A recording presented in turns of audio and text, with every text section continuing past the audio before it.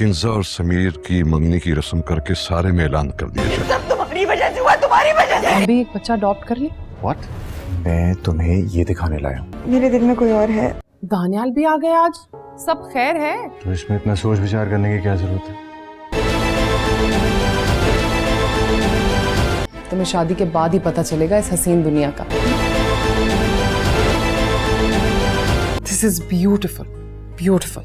अगली एपिसोड में आप देखने वाले हैं कि समीर और किंजा की शादी होने वाली है और इस शादी के लिए उसामा हरगिज़ राज़ी नहीं होगा, लेकिन समीर उसामा को इस शादी के लिए राज़ी करवाएगा, ये यकीन दिलवाते हुए कि मनाल अब उसकी ज़िंदगी में नहीं रही और वो किंजा के साथ ही अपनी सारी ज़िंदगी गुजारना चाहता है। लेकिन दूसरी तरफ वो मनाल के साथ ये झूठ भी बोलने की कोशिश करेगा कि उसकी ज़िंदगी में सिर्फ और सिर्फ मनाल ही है और वो ये शादी सिर्फ और सिर्फ मजबूरी में ही कर रहा है। समीर और किंजा की शादी के फ़ौरन बाद ही उसामा को पता चल जाएगा कि समीर इस हद तक गिर चुका है कि उसने एक मर्तबा फिर से झूठ बोलते हुए मनाल के बाद अब उसकी बहन किंजा की जिंदगी को भी बर्बाद कर दिया है। उसामा के घर का दामाद होने के नाते अब अपना पूरा असर और रसूख इस्तेमाल करेगा, बार बार उस घर में आएगा और उसकी पूरी कोशिश यही होगी कि मनाल से जिस हद तक हो सके पैसे निकलवा सके। और उसामा बेचारा की ये हालत होगी कि एक तरफ तो उसकी बहन की जिंदगी दाव पर लगी होगी और दूसरी तरफ उसकी अपनी इज्जत। और उसामा की इस तरह की सिचुएशन को देखकर समीर बहुत ज्यादा एंजॉय करने वाला है, क्योंकि उसकी नजर में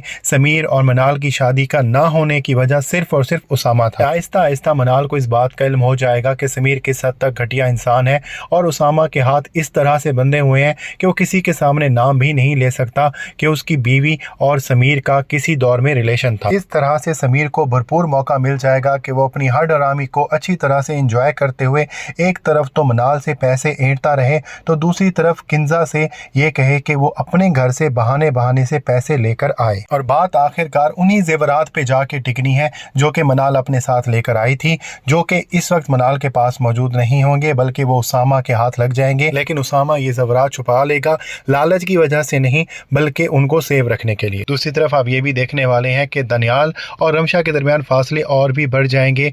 पहली वजह ये होगी कि रमशा ये कहेगी कि वो एक बच्चा अडॉप्ट करना चाहती है और दानियाल उसे अच्छी खासी बातें सुनाए। दूसरी वजह ये होगी कि माहम का जब पर्स छीना गया था तो माहम के हाथ पर चोट लगी थी और वो थोड़ा सा डिप्रेशन का भी शिकार थी, तो उसका मूड ठीक करने के लिए बिलाल ने उसके लिए गिफ्ट लिया था। वो रमशा से एक ओपिनियन ले रहा होगा कि ये गिफ्ट कैसा है, तो वहीं पर दानियाल आ जाएगा और उसे बुरा लगेगा कि रमशा और बिलाल इस तरह से खड़े हैं। मतलब आप दूसरों की बीवियों के साथ खाने का आ रहा है वो ठीक है, लेकिन उसकी बीवी किसी से के साथ बात भी ना करे।